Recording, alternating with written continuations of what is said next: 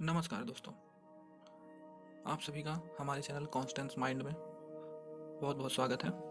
Indian geography Bharat के भूगोल से संबंधित 50 महत्वपूर्ण क्वेश्चन जो कि बड़ी मेहनत के साथ हमने बनाए हैं, वो भी जो अभी पूछे जाते हैं हर एग्ज़ाम्स में, हर कॉम्पिटिटिव एग्ज़ाम्स में, तो फटाफट हम आपके सामने रखते हैं वो क्वेश्चंस और हल भी। आप अगर हमारे चैनल पर नए हैं तो प्लीज़ सब्सक्राइब करें और प्रेस बेल आइकन को प्रेस करें, जिससे कि वीडियो की नोटिफिकेशन आपको मिलती रहे। और कमेंट सेक्शन में दोस्तों ज़रूर बताएं कि वीडियो कैसा लगा। ठीक है, शुरू करते हैं। तो दोस्तों, पृथ्वी की सतह से केंद्र को मिलाने वाली रेखा क्या कहलाती है? पृथ्वी की सतह से केंद्र को मिलाने वाली रेखा प्लम्ब लाइन कहलाती है। ठीक है। और समान ऊंचाई वाली वनस्पति की रेखा क्या कहलाती है? आइसोफाइट। भारत की जनसंख्या का बृहद विभाजक वर्ष कहाँ जाता है? तो बृहद विभाजक वर्ष 1921 ईस्वी में जाता है। ठीक है। तो भारत की जनसंख्या 1921 ईस्वी को विभाजित हुई थी। ठीक है। ईस्वी में कोचीन बंदरगाह को किस नाम से जाना जाता है? तो पूर्व का वेनिस कोचीन बंदर को ही बुलाते हैं। राष्ट्रीय जलमार्ग फर्स्ट कहाँ से कहाँ तक के लिए है? तो इलाहाबाद से हल्दिया के बीच राष्ट्रीय जलमार्ग फर्स्ट है। ठीक है। राष्ट्रीय डेयरी विकास बोर्ड कहाँ स्थित है? दोस्तों, करनाल, हरियाणा राज्य में करनाल राष्ट्रीय डेयरी विकास बोर्ड वहीं स्थित है। ठीक है। मिस्र के किसान को क्या कहा जाता है? तो मिस्र के किसान को फेल्लाह बुलाते हैं। विज्ञान के लिए समर्पित महाद्वीप किसे कहा जाता है? तो अंटार्कटिका को विज्ञान के लिए समर्पित महाद्वीप कहते हैं। एंड पापीकोंडा राष्ट्रीय उद्यान किस राज्य में है? तो आंध्र प्रदेश में पापीकोंडा राष्ट्रीय उद्यान है। ठीक है। इंटाकी राष्ट्रीय उद्यान किस राज्य में है? नागालैंड। भारतीय मानक समय देशांतर रेखा भारत के किन राज्यों से होकर गुजरती है? तो 5 राज्यों से भारत के होकर गुजरती है। कौन कौन से? उत्तर प्रदेश, मध्य प्रदेश, छत्तीसगढ़, उड़ीसा एंड आंध्र प्रदेश। तो उत्तर प्रदेश में दोस्तों इलाहाबाद के नैनी से होकर गुजरती है। ठीक है। भारत के दक्षिणतम बिंदु भूमध्य रेखा से कितनी दूर है? तो 876 किलोमीटर दूर है। ठीक है। भारत और चीन के मध्य बफर राज्य कौन कौन से हैं? तो नेपाल, भूटान, ये बफर राज्य हैं, जिन्हें हम कहते हैं कि अंतरस्थ राज्य या बफर स्टेट भी कह सकते हैं। हिमालय की शिवालिक श्रेणी का निर्माण किस युग में हुआ था? तो सेनोजोइक युग या सेनोजोइक इरा। ठीक है। मेसेटा का पठार दोस्तों स्पेन में स्थित है। अंडमान और निकोबार द्वीप समूह का सर्वोच्च शिखर क्या है? पल्याण शिखर, सैडल पीक बुलाते हैं। भारत के कर्नाटक राज्य को किस नाम से जाना जाता है? Silicon state. भारत के कर्नाटक राज्य को सिलिकॉन स्टेट बुलाते हैं, कहते हैं, जाना जाता है सब कुछ। कौन सी जनजाति दिवाली को शोक के रूप में मनाती है? तो थारू जनजाति। थंबनेल में हमारी यही क्वेश्चन था, तो हम इसको टिक करा देंगे।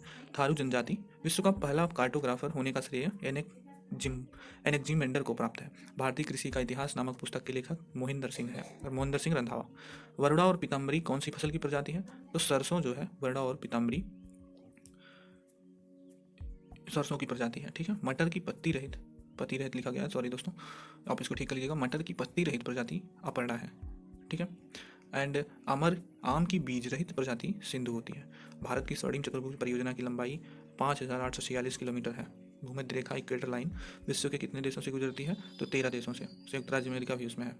सबरी गिरिजल विद्युत परियोजना किस राज्य में है? तो केरल राज्य में सबरी गिरिजल विद्युत परियोजना है। किस स्थान का मानक समय निर्धारित करने का आधार कौन सी रेखा को होता है? प्रधान मध्याह्न रेखा, यही मानक समय निर्धारित करती है। ज्वारी परिकल्पना प्रतिपादन किसने किया था? ज्वारी परिकल्पना का प्रतिपादन जेम्स जीन्स ने किया था। माउंट सेंट हेलेंस ज्वालामुखी पर्वत किस देश में है? तो संयुक्त राज्य अमेरिका में। सर्वाधिक देश वाला महाद्वीप कौन सा है? तो अफ्रीका महाद्वीप। दोस्तों, आप सभी जानते हैं कि एशिया है, अफ्रीका है और दक्षिण अफ्रीका है और अमेरिका, तो उसको आप उत्तरी अमेरिका कह सकते हैं। ठीक है।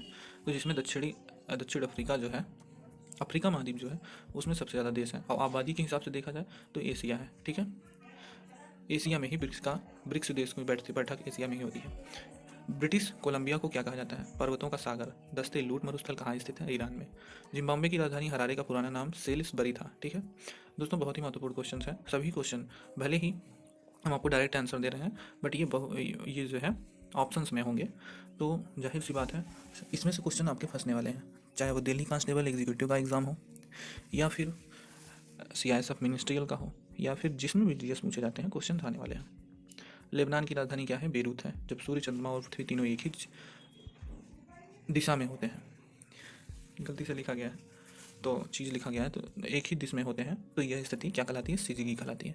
पक्षियों का महाद्वीप किस महाद्वीप को कहा जाता है? दक्षिण अमेरिका महाद्वीप को।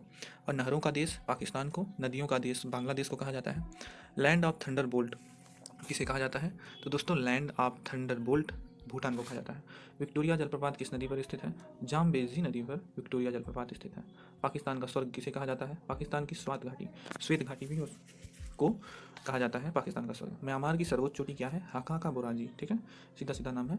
पीली नदी के नाम से किस नदी को जाना जाता है? तो हांगहो नदी, जो कि चीन में स्थित है, चीन देश में, तो ये पीली नदी के नाम से जाना जाता है। सुकुमार फूलों का देश एवं पूर्व का ग्रेट ब्रिटेन किस देश को कहा जाता है? तो जापान को। कृषि विज्ञान के क्षेत्र में बोरलॉग पुरस्कार की शुरुआत कब हुई?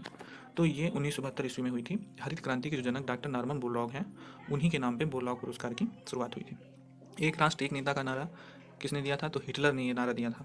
धान के खेतों से कौन सी गैस निकलती है? तो दोस्तों मेथेन, जानी जाहिर सी बात है। तो कुछ क्वेश्चन इसमें आप लोग जानते होंगे, लेकिन बहुत ही मैं आपको बता सकता हूँ कि आप 60% क्वेश्चन नहीं जानते होंगे, ठीक है।